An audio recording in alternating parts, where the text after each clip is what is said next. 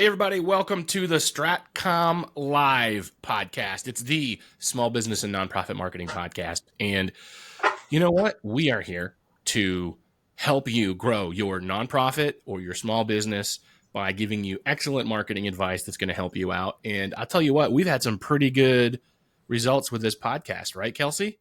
Yeah, we absolutely have. And I'm sorry, I'm still sitting here laughing at what we were talking about 5 seconds before we went on. So you're sitting here trying to do our intro. And I'm like, we're talking about our intention with this episode and what we're going to do with it. And it's, I don't know, it's one of the funnier things that I think we've come up with. So. Yeah, I love that we can goof off and have fun because sure.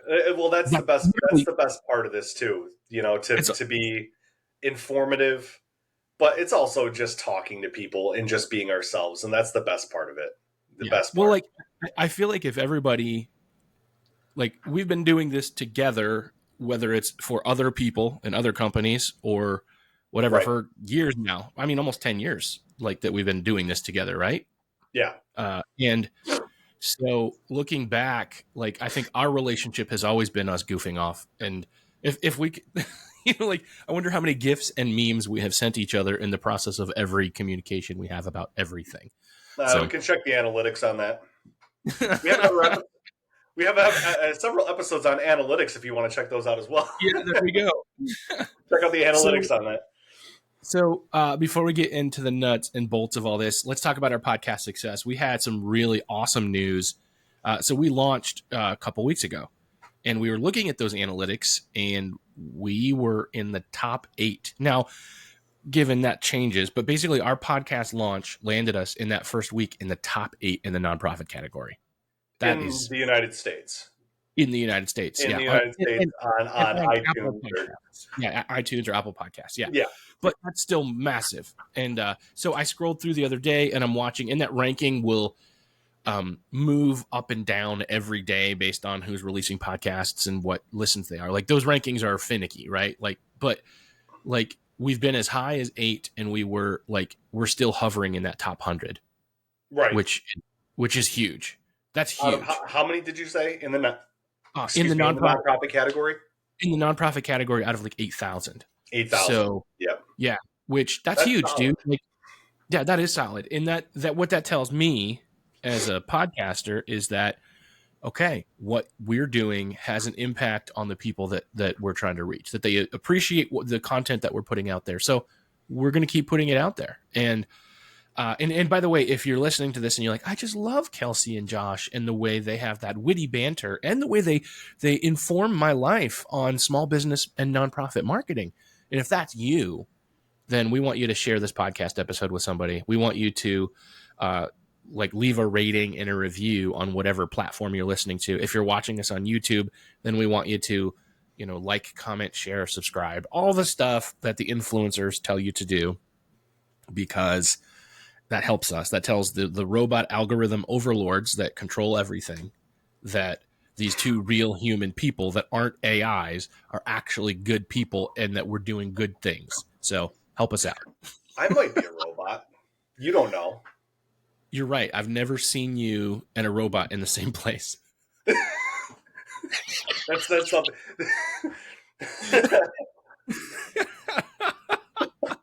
Never seen me in a robot. I'm secretly the robot from Rocky IV. Do you remember that robot? The Happy Birthday Polly robot? Oh yeah. Happy Birthday Polly. Did you see the robot that they just instituted in New York for surveillance? And it literally just looks like a big white chocolate drop with blue police markings, and it just goes around town like it wheels around. They tried to make it so it's indestructible, but it is like exactly what's going to happen to that robot in New York. What's going to happen to it? It's going to get tagged with graffiti. It's going to get pushed. Okay, that was my first thought. Smacked with hammers. I mean, the same thing that would happen to me if I just roamed around New York City. I I just picture like some crackhead coming up and just smashing on this thing with a hammer.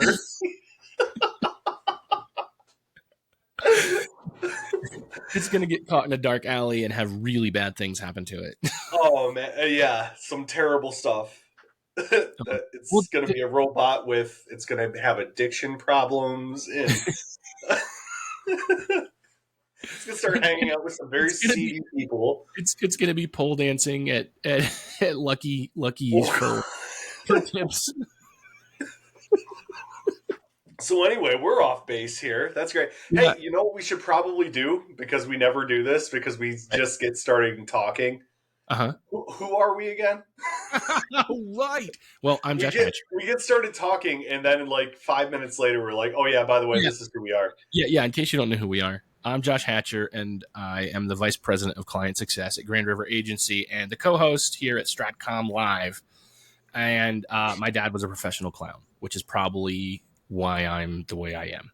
And who are you? I don't really remember, honestly. No, I'm just kidding. No, I don't know. Someone. My name is Kelsey Boudin, and I am the president and founder of Grand River Agency. Also a co-host of this, and my dad was a police officer. Really? Yeah, we're gonna have like a bring your dad to school day kind of thing, like career day. Awesome. That'd be awesome. Except my dad's dead. Yeah. Did you just say really? Like your dad's really? You knew my dad was a cop, right? No, I didn't know your dad was a cop. Yeah, my dad was a detective in the Amherst Police Department up by Buffalo. Yep. So he wasn't a robot then? He wasn't a robot. No, he was a police. He was he was a patrolman, and then a lieutenant, and then later in his career he was a detective. Yep. So that's awesome. That's very cool. Yeah, that was really cool. We actually, when he retired from the police force, like he still was doing private investigator work, and that was when I was in my early teens at that point. And he would bring me along, like he was investigating like insurance fraud claims, So he would go out and he would try to get people that were, they said that they had broken their back or something like that, but they're out playing softball, or they're out like fixing their roof or something, doing things that otherwise say they are not physically disabled or whatever. So he would take you out on stakeouts? He would take me along, yeah, sometimes. That's awesome. Because I mean, like in low stakes situations, we're just in some neighborhood, and Dad's sitting there. Sometimes it would be late at night, and he had a van, like something aside from his normal vehicle that he would drive, and we would go and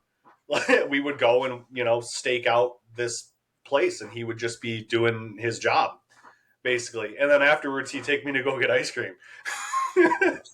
That's awesome. And I was like, yeah, that's sweet. Very cool.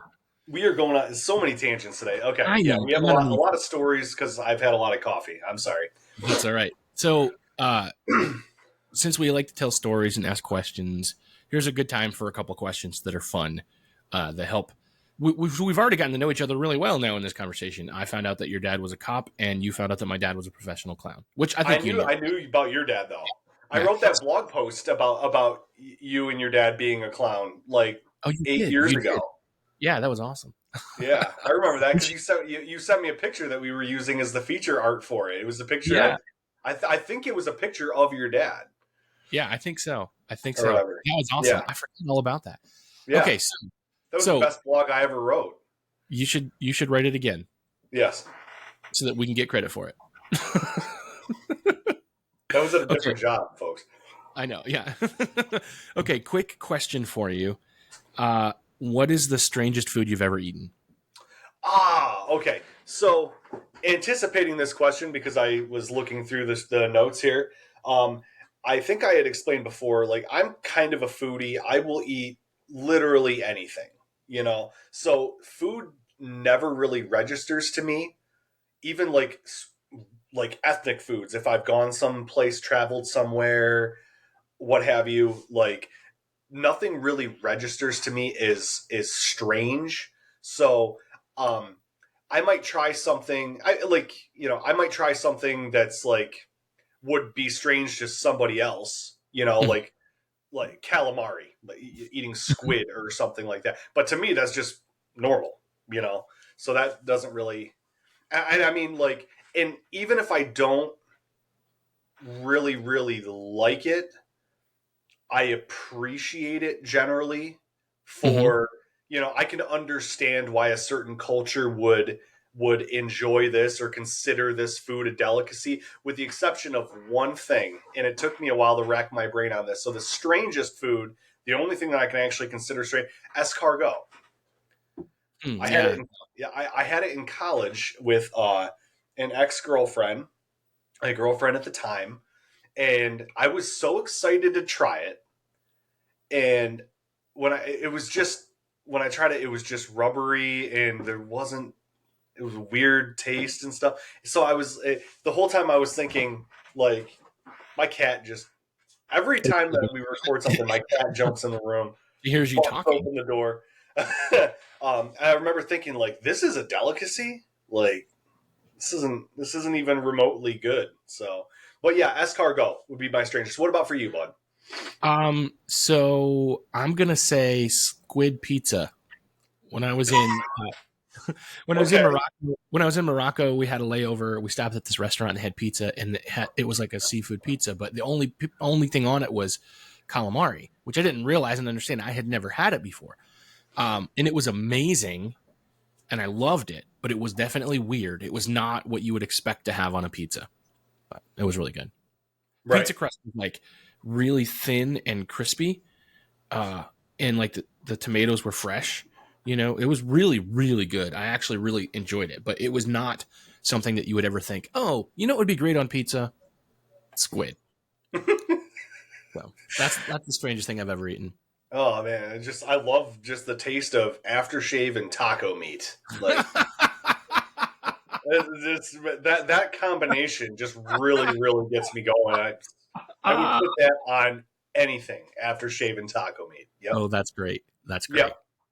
Okay, What's the other question? well, let me scroll. I gotta find it here because it keeps jumping around. The other question. Oh, when you're watching TV or Or scrolling scrolling? the internet, um, what is something that will stop you and you will watch it every time? Okay.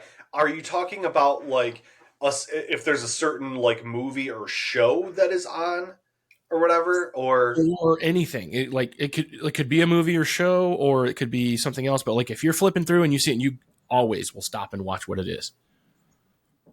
right? Well, I mean, like if you're talking about like a movie or a show or something, if I'm flipping through and like Titanic is on, I typically give it a few seconds and like will at least like watch it or whatever. But I wasn't thinking of that though. I was thinking of, like, you know, when you're sitting there mindlessly scrolling or whatever, like whatever would get me to stop on social media and actually like look at it. I get a lot Mm-hmm. of like ads for like golf trainers and baseball trainers, because those are two of my athletic interests or whatever. So there's a lot of like instructional videos that pop up because the algorithm is feeding that to me.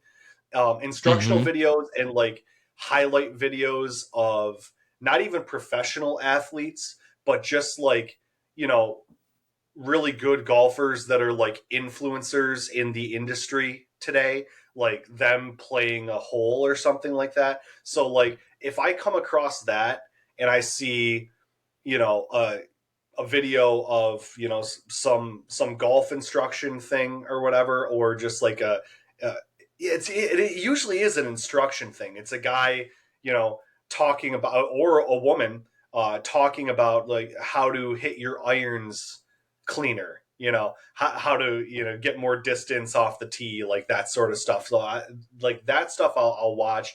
A lot of like the baseball videos that'll come up will be like uh, some sort of a training facility where they're like training amateur pitchers or whatever. Because I was a pitcher, you know, back in my day when I played. That was one of the positions I played. Um, and like it'll show them working on like throwing, breaking pitches, sliders, curveballs, or whatever. Like, and I'll kind of geek out on that. They're usually kind of short form video type things, Mhm. and sometimes it's showing some pitcher who's throwing like 97 miles an hour, and it's like right there behind home plate or something, and it's just really cool to watch him throwing gas. So that Yeah. if I Those see that always stuff, I usually stop and pay attention to it. and Does that because you surprise watch you? no, not at all. That seems very much in line. And those things, because you do it, right? Especially on social, not so much on cable TV, but on social, Definitely because on social. Yep. you watched that whole video, it will then serve you another one like it, Sure. which is really cool. Yep. Okay, so for me, are you ready? For me, the thing that will always capture my attention, and it's the same for both. There's two. There's two things that will always get me to stop and watch. And the first one is Family Feud with Steve Harvey. I love You that. would. I don't like You sit there and would. watch the show all the time because it's like I feel like the show. I mean, I will if I'm flipping, right? But I don't have cable TV either. So like if we're like in an Airbnb somewhere and we're flipping, that one will always stop me. And the other thing that always stops me is the Andy Griffith Show. And like I found this channel that shows like little clips from the Andy Griffith Show. And for whatever reason, I'm transported back to being a little boy and watching the reruns on TBS. And I'm like, it hits me every time. I'm like, I love this. Like, we need to make TV like this again. Family Feud with Steve Harvey. With that show, anytime that I see it, like, you know how his reaction, because like the topic that they will have set up is something that is like overtly sexual, or it could be taken, and then he Surprised acts when they answer it. surprised when some woman or some participant says something that might be a little bit off color. It's like, dude, that's the only logical question here, and it's going to have something to do with a body part that we don't want to talk about. Right, right. I think it's hilarious. Yeah, I like for the sheer entertainment value of it, I get that. Yeah. But the fact that he's surprised, I'm like, dude, come on. You knew someone was going to mention that body part or that activity. Well, and which actually is a really good segue into our topic today, dude. So It is actually very the good. title of our episode is a little bit off color. The title is Nonprofits. What the are you thinking? So, yep, we're going to delve into that, and it's going to be specifically dealing with the philosophies behind and the priorities behind communicating your nonprofit message for the purpose of not only serving the individuals and systems that you look to improve, but also building the capacity through marketing and fundraising. That kind of want to talk about like maybe the confluence of all of those activities where most of the nonprofits out there, especially the very small nonprofits with limited budgets and resources that might consider all of these different communications activities separately as opposed to all part of the same process. So when we say, what the are you thinking? We're definitely not calling you out where you are, if that's where you are, or something that you have yet to come around to understanding in your own nonprofit management. It's not to bring you down or anything. It's just I guess a catchy title for this more than Yeah. anything, and to hammer home a point. That's all. Right. Well, and the other side of that is, and it's not that we're calling you out and saying, "Oh, you're doing everything wrong," but it is a matter Absolutely, of we would never do that. The whole point is to be helpful. right. But at the same time, there are mindsets and attitudes that a lot of nonprofits will adopt that I think are actually they end up being toxic to their own detriment without them even really understanding that it is. And so what we're calling out is not your inability to do something or the way that you're doing it, but rather some of these mindsets that somebody told you that you have allowed to be important when they're not, if that makes sense. Right. Yeah, absolutely. Absolutely. So, I guess a good way to kind of frame this conversation is by discussing a new client that we are bringing on board. It is a small nonprofit client that is, in our local area, Mm-hmm. where they originally approached us, and this was about 6 months ago, if not more. Mm-hmm. Excuse me. Coffee is, yeah, sorry. Hey, buddy. um, they originally approached us, and the primary focus of that conversation was strictly grant writing, was securing our services. Because, I mean, they had been doing grant writing. That's it. Just grant writing in house. They had been doing that and it was being done by committee on the board of directors, just a couple people who just had a skill set in English, Mm-hmm. essentially, Mm-hmm. that were being tasked with, bringing in the funds, the lifeblood of this organization, bringing in the funding. And so they were focusing more on that, and they were wondering why they're um, they weren't having as much success. Not that they weren't having any success, but as much success is what they really needed to do to hit their fundraising goals. And there were other elements of their outreach that were completely missing. And if not missing, they were completely underblown, underwhelming. The different parts of their digital marketing presence and their community outreach that just it left funders wanting more. I've said before that when I mean, grant writing itself as an activity, as a sustainability and capacity building exercise, um, it's fantastic. They're fantastic activities to do, but they're only one cog in the wheel, if that makes sense. There's other things that you need to do to solidify your communications capacity even before you're considering submitting for a grant proposal or submitting a proposal to a wealthy potential donor or benefactor or what have you. Um, funders are going to go when they receive your proposal. The first thing they're going to do is check out what you're about. Where are they going to go? Your website. Where else are they going to go? Your social media. And if you haven't posted anything since 2018, they're going to know that not only do you not prioritize, it's not that you don't have the capacity to, maybe, not you don't prioritize communication in that way to be able to serve the people who need to know about your services, to be able to inform and educate. But also, a lot of funders are looking for a thank you. I mean, like, and they are looking too, because that's a part of their mission as well. And I mean, it's not necessarily that they're trying to, like, pat themselves on the back or anything like that, but so many different grant processes have the stipulation that you do so much in community outreach that is directly thanking them, that is saying, thanks to this $40,000 grant by the Ralph Wilson Foundation. I'm just throwing out Mm-hmm. a foundation here, but thanks to this, we are able to do this.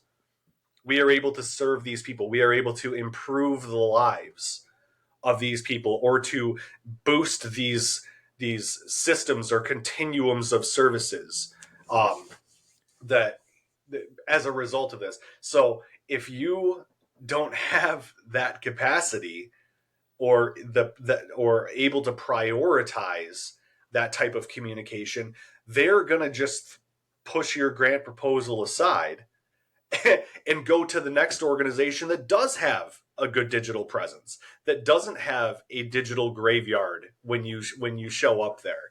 you know So so that's what's that? so let's look at the why behind some of that for a second, if you're okay with that, because I Yeah, think about was that, did that all make sense, yeah, Josh? it did 100%, and I think so. It brings up questions, and I think this would be really good to discuss.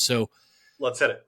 So first of all, a nonprofit organization is typically charity oriented, right? The reason they exist Yeah, in their mind is to serve some kind of population of people who are in need. So whether it's maybe like a suicide prevention group, or whether it's um, uh, a group that serves people in addiction and tries to help them in the recovery community, or whether it's sure. an organization that's maybe a clearinghouse to help connect all of the churches together to help reach individuals and the needs that come up in their community. And those are all great things. That's the reason you do it, because that's the heart that you have for serving your community or serving certain people groups or whatever. And what happens is we get then focused and fixated on helping those people, which we should do.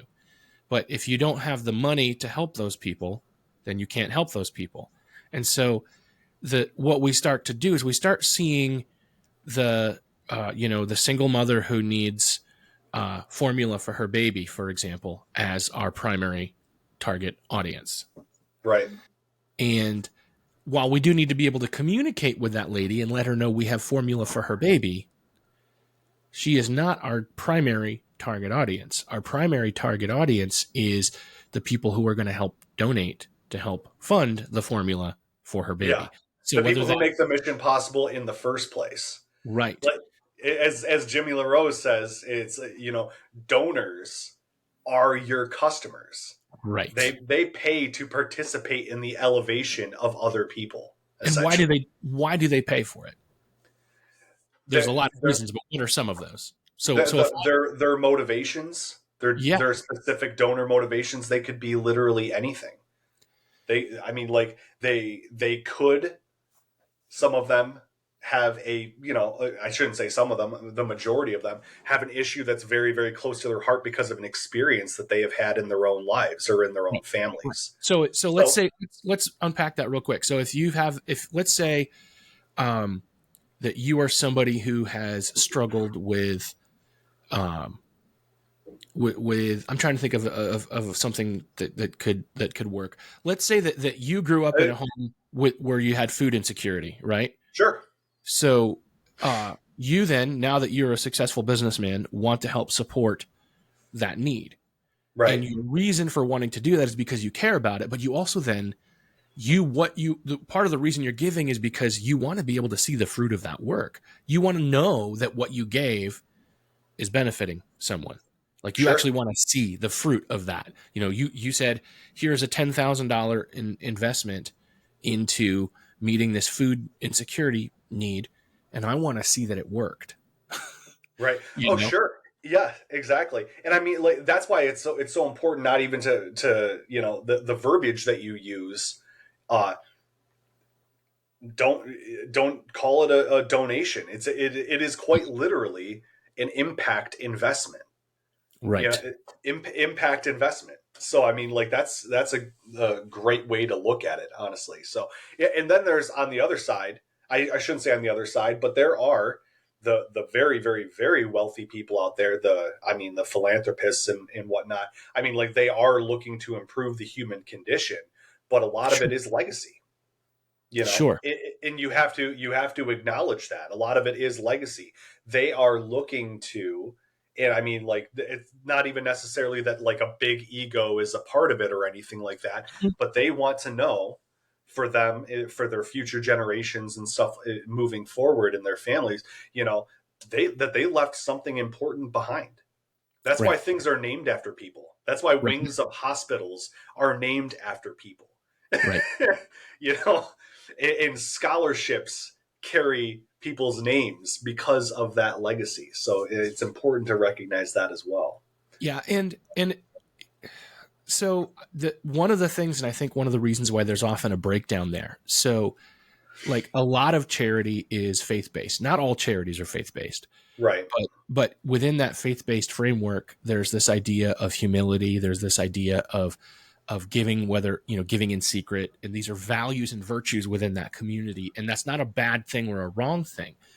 But if we carry that into the nonprofit sphere and the fundraising sphere, what ends up happening is we end up cutting off donors who may be giving for legacy or even for ego. right?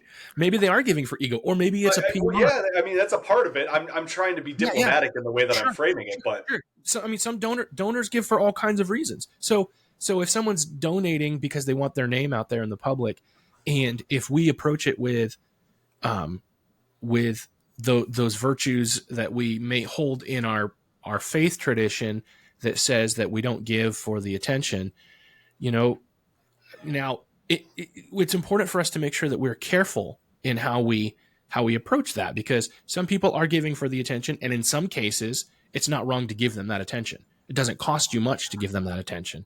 It no, absolutely not.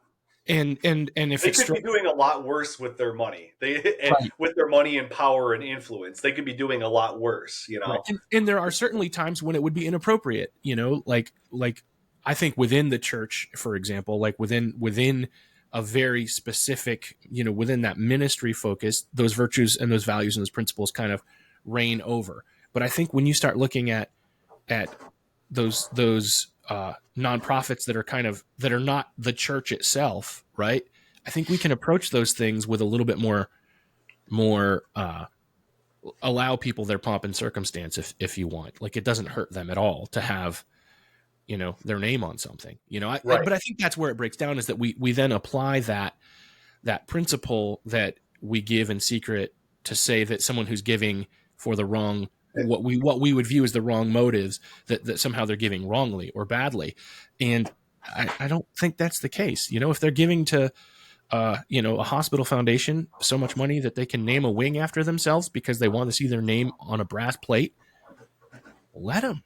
In fact, we should encourage it, and then we should make sure that everybody knows how awesome they are for donating to that cause. Sure. Sure. So either way, that's a very very good explanation and a rundown of donor motivations and things like that, and the ways that you're trying to appeal to them. But Mm-hmm. we're trying to emphasize that it's communicating through the digital realm, communicating through Right. digital marketing, and amplifying your messaging across a multitude of platforms to be able to reach the people where they are. That is the point. So I Right. mean, and you're trying to a point that we made in a previous podcast episode. You're trying to leverage Mm-hmm. nonprofit digital media and social media, leverage the resources that are available to you and exclusively available to you as a nonprofit organization to be able to promote your message very very cheap or free and get free training and things like that, you know um, but also to have a very very strong understanding of the tools that are available for you from your website, from your social media, from your email marketing, from your public relations, and how all of those come together to form this very, very solid, well rounded message that says, this is who we are. This is how our mission helps people outwardly focused, not necessarily what is so great about us, but how we are transforming lives as a nonprofit that you need to be able to communicate. And on that note, we have a our call to action, Josh, is to visit where? GrandRiver.agency, Yes, because we can help you to because we craft can that help you message. with that stuff. Yeah, Yeah, we can absolutely. help you with that. Because, So, if we ask that question, why do nonprofits ignore their digital presence? I think the reason that most of them do is because maybe they just don't have the time or the know-how. there's And that. Yeah.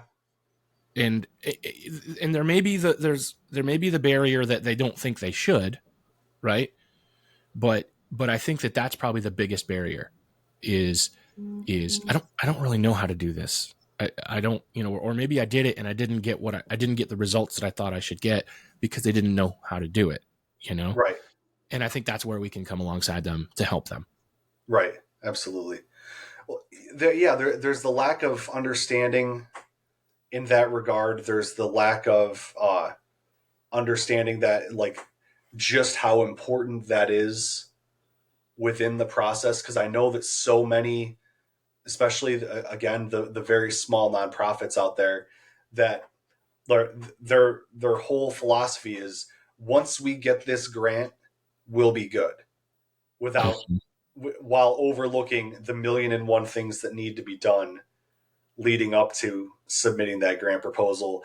A lot of that being solidifying your communications capacity, Yeah. you know. Um, so yeah, there some of them aren't necessarily ignoring their digital presence. Some of them might be ignorant, for lack of a better term, Hmm. as to They just the don't know. importance of those activities. Um, there's a lot, what you come across a lot with the very small nonprofits is you have a very small team or a team of one, Hmm. and they are so wrapped up. And that's not, I mean, it's not an indictment of them. It's just the way that they're operating at the current time. They're so wrapped up in being able to launch their mission every single day that they can't do the capacity building activities behind the scenes Right. to to get them there. Or I mean, like they may do just enough that keeps their mission on maybe on like autopilot, where they're existing. They are a community resource. Let's say they're like a community food garden or something Mhm. like that, um, and they may have existed for years and years and years and years and years and been a valued resource and served so many people, but they never were able to get to the point where they can scale and Right. serve more people, which is the ultimate goal. Because what they're trying to do is accomplish their vision. And a good nonprofit vision, and a lot of nonprofits get this wrong, is not like, well, we serve, or we exist to serve this subset of the population, and it's like this flowery language or whatever. The vision is actually the world that would exist because of your services, that would come about in negate your existence, to where you don't have to do it anymore. Hmm. Literally, your vision, if you're like a food pantry or something like that, is to end food insecurity, is to make is to make it where you don't have to do that anymore and everyone is served. And I know it's a, obviously that's a very, very pie in the sky kind of thing. There'll always be people who are unserved or underserved, but No, but that that's it adds a permanence to your mission, and reminds you that your job isn't done, that there are more people that need help.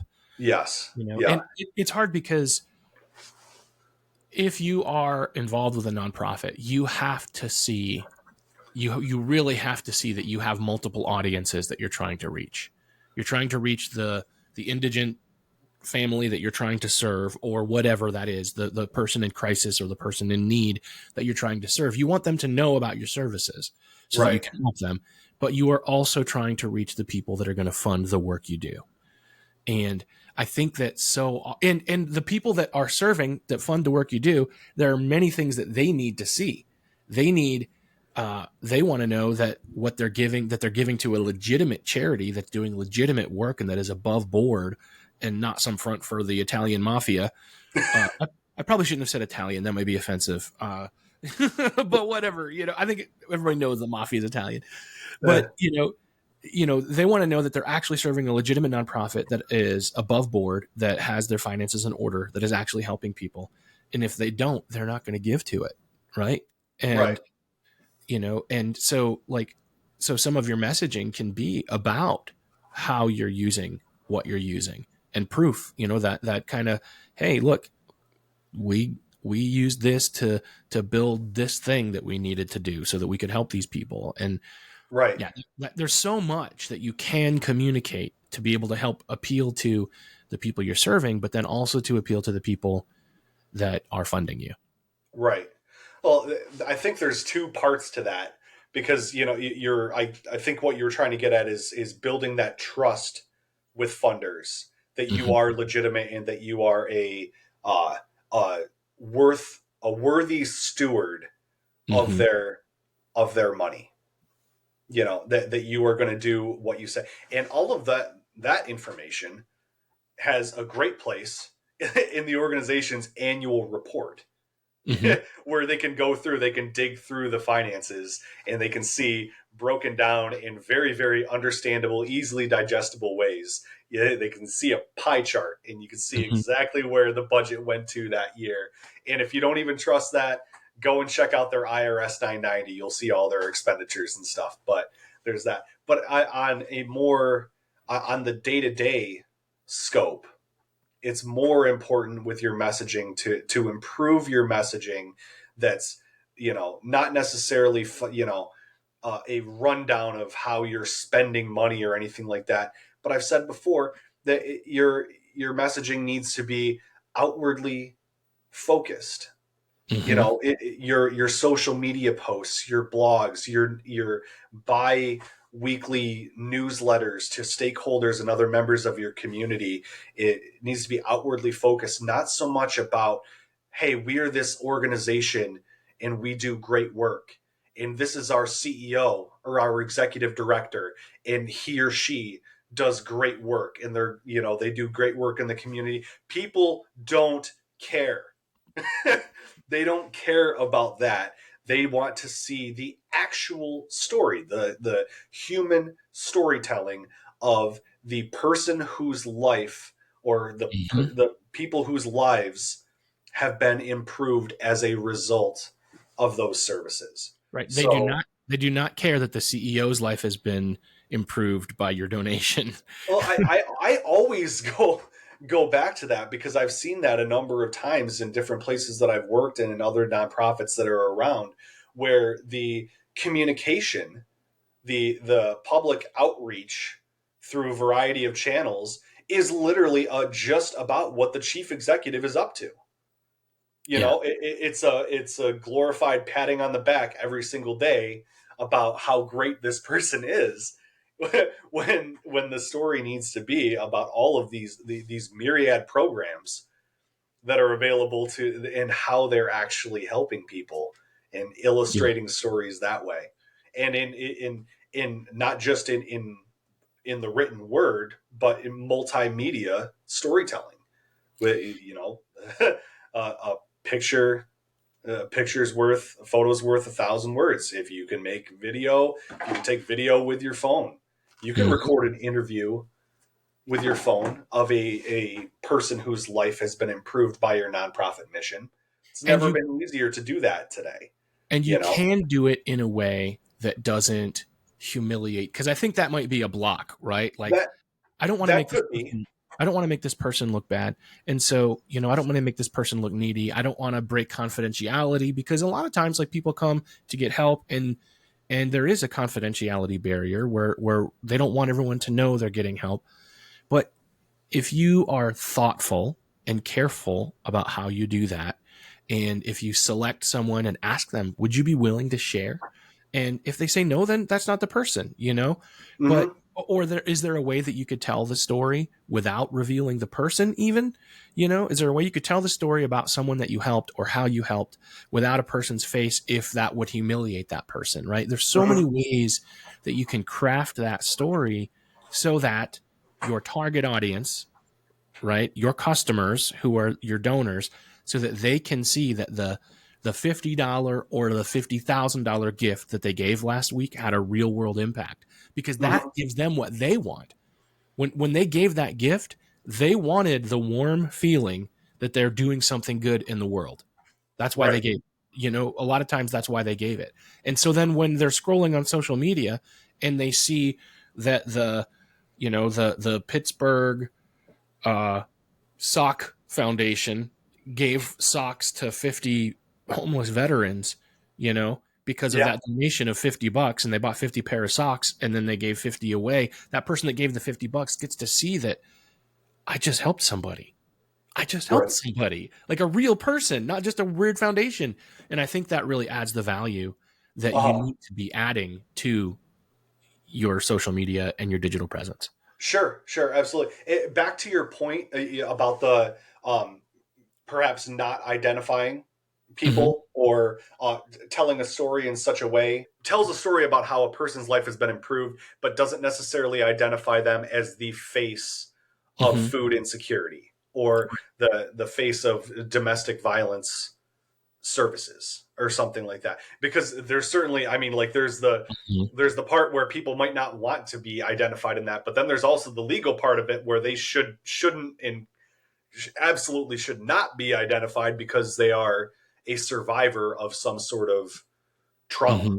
you Right. know. In those cases, you can still tell their story through a, a surrogate or a conduit, someone else who can speak on their behalf. Mm-hmm. Like if you're talking about domestic violence services, maybe you're a nonprofit that exists to support victims or survivors, I'm sorry, of domestic and sexual violence. Um, and your goal is not only to provide resources and support and comfort and care to these individuals as they enter your sphere, but also to, in a lot of these cases, your mission may also be to help prosecute Mm-hmm. those cases, to work alongside the criminal justice system to ensure that justice is done in those cases. Um, in that case, who better to speak on behalf of those individuals than perhaps the district attorney, someone Right. who is prosecuting those cases, who can tell that story, not identifying who those individuals are, but they can say that because of this organization or alongside this organization, we have put away, you know, 74 new criminals Right. that have done this, or we have seen an uptick in the number of those incarcerated due to better capacity of evidence gathering. We were able to gather more and better evidence to put these people behind bars where they can no longer cause damage. And involved in that continuum may be the reducing of recidivism rates.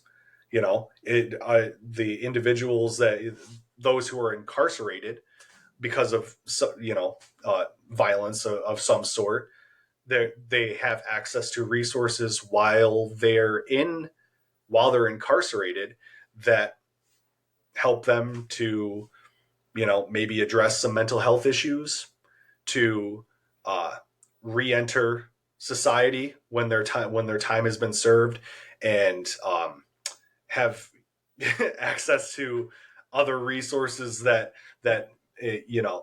improve their quality of life, that help them to find employment and things like that. So I mean, all of that is part of the story without necessarily talking to the person who was hurt, Right. the person who was directly hurt. Does that make sense? It does. It does. And I do think that that's the key, is recognizing and understanding that it is important to tell those stories. And so you can do it in a way that doesn't harm anyone or make anyone feel, bad. And Yep. if you do it cautiously and thoughtfully, that's really the key, just thoughtfully. But Thoughtfully. you still have to be able to tell those stories, because the people that are supporting your work, right? They need that recognition, right? They need to be able to see, wow, my donation is helping people. And you are at a time as a nonprofit that is unprecedented, because before this, you had your newsletter, which only went out to a handful of people. You had Right. you had a very limited, you had the newspaper when you would send out a press release. You had a very limited ability to tell people about what a difference you were making. You had very, very small opportunities, and now you literally have the entire world in front of you. Right. And if you tell that story well, you can get not only a lot of attention for, now again, not for yourself, right? Like if we're thinking like, oh, I don't want to put the attention on me, I'm not talking about that. You can get a lot of attention on your cause and you can recruit a lot of people to help you with that cause if you Right. can tell your story well. And I mean, I'm hoping that we're encouraging people to start thinking about these things. But again, with that call to action, this is why we do what we do here. If you're like, man, I really need to do that. I need to be able to communicate this nonprofit vision to more people, and you're just stuck. That's where we can help you. We can help you to craft your message, to get that message in front of people. Because yes, we can help you with grant writing. I mean, Kelsey is a whiz at that. But if we don't, if that's all we're doing for you, you're going to reach that many people, just a pinch out of Yep. how many people you should be reaching. And in fact, we can do all the grant writing for you, and it may not even be successful if you haven't done the other legwork, which again, Yeah. we can help Yeah. you do. It's already incredible. Just the grant writing side alone, it's already incredibly competitive. So Mm-hmm. even the best proposals, 70% of them get shot down, if not more. I mean, like a lot of them. It's I had mentioned that I equate it to grant writing.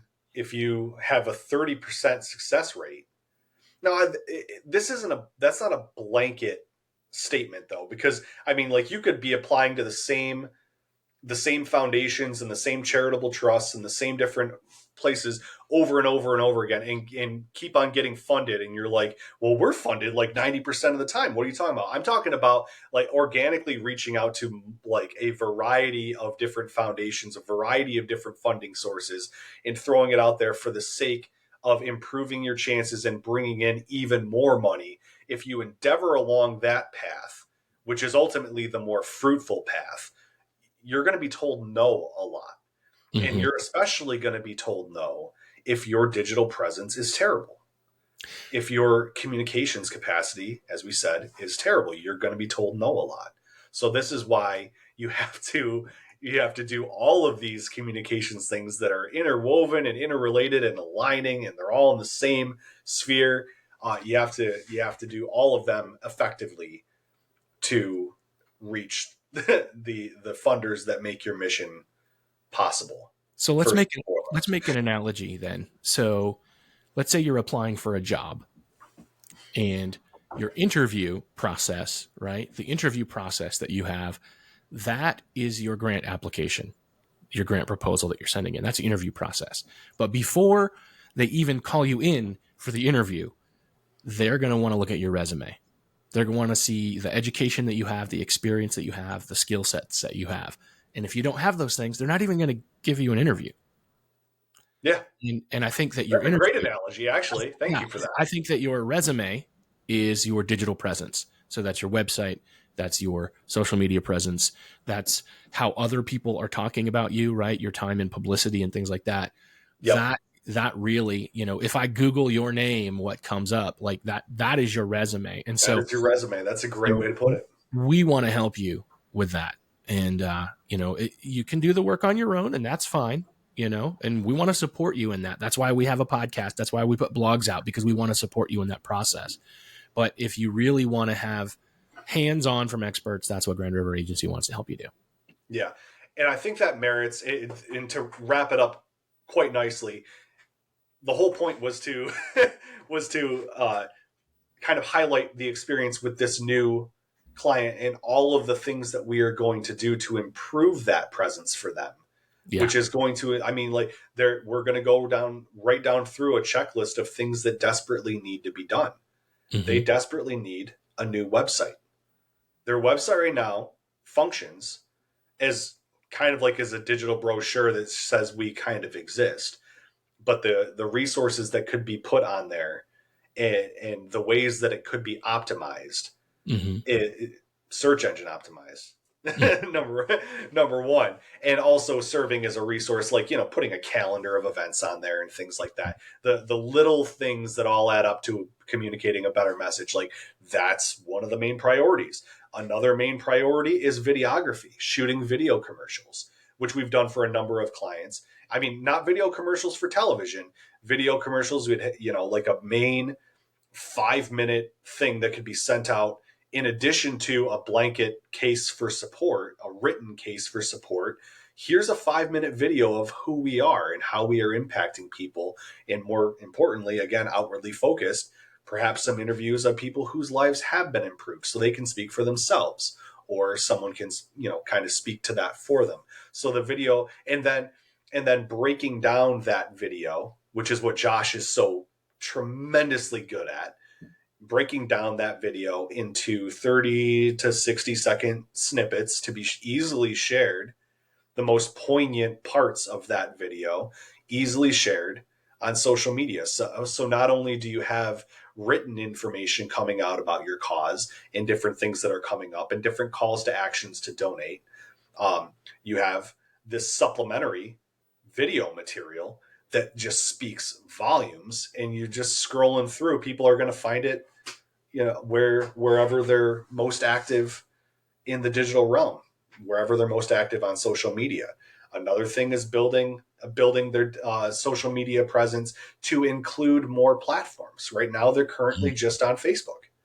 Right. I mean, what more could they accomplish if they have an Instagram? How many more donors can they reach? Potential donors can they reach with their message on LinkedIn? The professional crowd. It's going to be two different distinct types of messaging, but that needs to be there to reach them as well. So all of these things are coming together to form this multimedia machine that builds your case for support as a nonprofit. And that's the whole point of this. Yeah. Does that wrap it up kind of succinctly for you, Josh? Yeah, I think it really does. I think it definitely answers the question that we asked in the title of our interview, which was nonprofits. What is it? I got to go back up. Just I knew the swear in there. Nonprofits. What the are you thinking? Oh my gosh! So it's really funny because you have a funny story, don't you? I do have a funny story. I always have a funny story. So, so we kind of went back and forth on, are we going to swear in our podcast? Are we not going to swear? And I think we found a good balance. Hopefully you might be watching this and being like, they did not find a good balance, but I don't know. I said it thrice. You said it thrice. And you said dolphin noises thrice. No, but so I try not to cuss. I mean, if I stub my toe or hit my head, I try not to. Like, yeah, that's your thing. Occasionally, I mean, you've probably heard me swear a few times, but a time or two. Yeah, I'm definitely more about it than you. And my wife, who was a Sunday school teacher for 20 years and is now a pastor, like almost never cusses, almost never. Like if a car almost hits her on the highway, like it takes like a near death experience to get the S word out of her, So we're sleeping in bed one night, and my wife always, like, she's a sleep talker and will say and do really weird things when she gets tired. She'll say all kinds of random stuff that doesn't make any sense, because she'll be like half asleep and she'll be starting to have a dream, and then that dream appears to her to be real, and then she'll react to it, and her reaction ends up being out loud, So we're laying in bed one night, and she fell asleep, and I'm not asleep yet, and she jumps straight up out of bed and like brushing herself off, and yells, this is an exact quote, and you have to listen to the whole thing. What the fuck? And it stops there. It doesn't finish the word. What the fuck? And I'm like, what's going on? And she had a dream that a mouse ran up her pajamas, And so she was trying to get it out. She thought it was real. And so I laughed so hard. I think it woke up all the kids, and everybody's like, what's going on? And I'm like, I couldn't stop laughing because, she can't even swear in her sleep. That's so funny. That's a great story. Yeah, it is a crazy story. So, okay, so she's like asleep doing this or whatever. Did you inform her later? Yes. Yeah, we tease her about it all the time, actually. Like that's one of our fun stories to tell when the family gets together. She loves it when we make fun of her. Right. That's sure she does. So yeah, but because that's the real question. Like I try not to cuss. I don't hate cussing. It's just like, I guess I was just kind of raised that way. And so, like, I mean, unless it's like unless there's pain involved, or whether that's physical or deep emotional pain, I just usually don't. But I'm not offended when other people do. I mean, on my own podcast, my guests swear all the time, Right. and I don't see a need to censor that, in that realm, although it is a good question to ask for us as a business, like where do we stand on that? And we're figuring that out. We don't want to alienate anybody with it. And, Right. have Well, really, yeah, that's the whole point. It only do it when it's necessary to Mhm. drive home a point, which is what we were doing here. Right. Because I think that most people would be generally open to it and understand it, and understand it for what it's worth and pick up on that. But then there are other people, because everyone is different, who might Right. think a little bit differently. So we're going to try to cater to them as well, and try to do it as Right. respectfully as possible, while still driving home the point. Because that's part of our brand, is to be fun and loose and everything like that. And Yeah. And to be who we so are. we're gonna do what we have to do. Sometimes. Yeah. Yeah. And yeah. And like, yeah, it's just fun, and it's a funny story. And I think That is a funny we had a story. fun discussion about it last night, because, like when we're working on a project and we send it to each other to like proofread it, you'd be like, did I take all of the cuss words out of that? Is there any? What is the phrasing that I use there?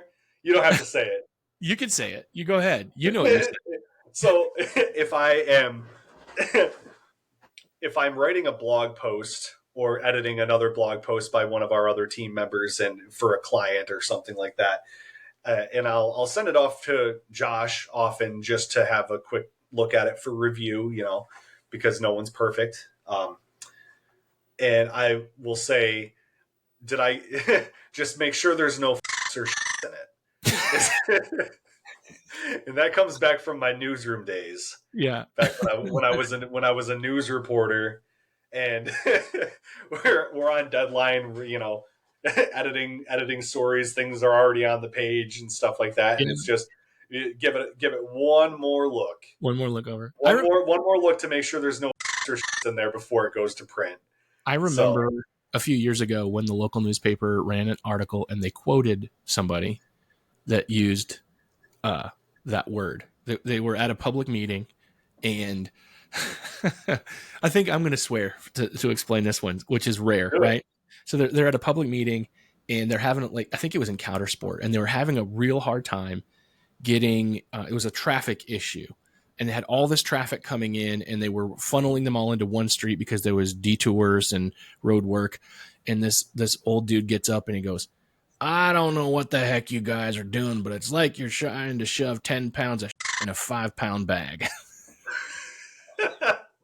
And so, That sounds like a public meeting in countersport. yeah. And so I wrote the article, and I'm like, guys, I'm going to put this quote in here, and I'm going to let the editors determine what they want to do with it. And he's like, well, it was said at a public meeting, so we're going to run it. Oh my gosh, we got so many letters. So many letters after that. Right. That's crazy. I have another story about something like that, if that's okay. I don't Yeah. know how much time we have. It's our I mean, podcast. like now we're just getting into the purpose of swearing in communication or whatever. Because I mean, that brings up a valid point of, if it's part of a direct quote in like a news article, is it important to leave it? Is it important to leave it in there? I mean, like, as an editor, you have the discretion to, you could have it maybe in parentheses say expletive, Mm-hmm. where everyone else will know. It's the equivalent of bleeping it out on television, that sort of thing, where everyone knows what is said. Mm-hmm. But but it's out of there, and we as the people publishing this information aren't a part of that. Right. But you understand the context. But is it in probably I'll say 98% of the instances, it's just not important to put it in there. It's a word that adds literally no value to no further context or anything. It's just it's a swear word, just to say a swear word and to emphasize something. Right. The F word is an emphasizer of a powerful emotion, that sort of Mm-hmm. thing. Um, So I was covering a murder trial earlier in my career as a news reporter, and there was a man who was put on the stand who was with the person was convicted and is now in prison. It was quite clear, and the jury believed it, that this this person this person killed that individual. Um, this guy was in the car with him that night where he was shot, and he was obviously an eyewitness to what happened. But he was also, let's just say, not a very. This witness was not a very reputable character, not a very intelligent person. Didn't understand the purpose of cross examination by attorneys who are trying to find faults in your logic and story and things like that. So he's being repeatedly asked the same question to see if, by the defense attorney, to see if uh, his story would change, you know? And he was getting very visibly aggravated by this because he didn't understand why he was being repeatedly asked these mundane questions. It's something that doesn't even seem, material to the case, but for the purpose of the defense, poking holes in the story and getting someone to change it up a little bit, and it would be cause potentially for reasonable doubt. Mm-hmm. That's the whole point. So this witness, being very visibly aggravated and upset with it, eventually got up and points at the defendant and goes, "He shot that man." And he said it several times, and he's standing up in court. Now, the judge, because that's not a response to a direct question, and it's just basically this blanket accusation by this guy who, even though he's a witness or whatever, he has no more credibility. He has no authority to make that accusation, and especially any more than law enforcement. So that statement was struck from the record, and the jury was instructed not to consider that in their deliberations because it wasn't a direct response to a question and all that. But from a news perspective, me being the one in the courtroom, an open courtroom at that, where literally anyone can walk in off the street and witness this. And it's part of it's stricken from the record, but anyone can come in and witness this. I kept that in the story, and all I did was I put the in parentheses, I said expletive.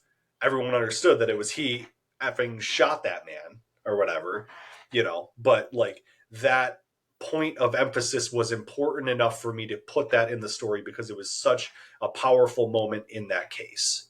Yeah. So yeah, that was a crazy, God, that was a while ago. That was a crazy incident. Doesn't that sound insane? It does, dude.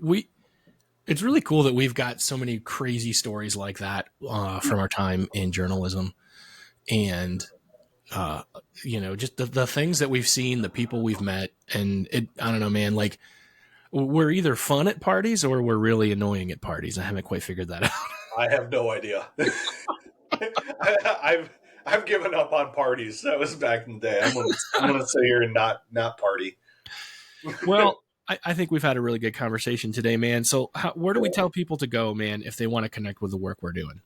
All right. Well, you can head to grandriver.agency, where we have a volume of materials, educational materials, blog posts, case studies, things of that nature that can help inform your decisions along the way to improving your digital presence or whatever strategic communication you're trying to accomplish. You can go to StratComm.Live, which is the host, which is hosting this podcast essentially. And there too is a lot of very, very helpful information and blog posts and things that are going to point you in the right direction to doing the things that you need to do as an organization to improve your professional communications.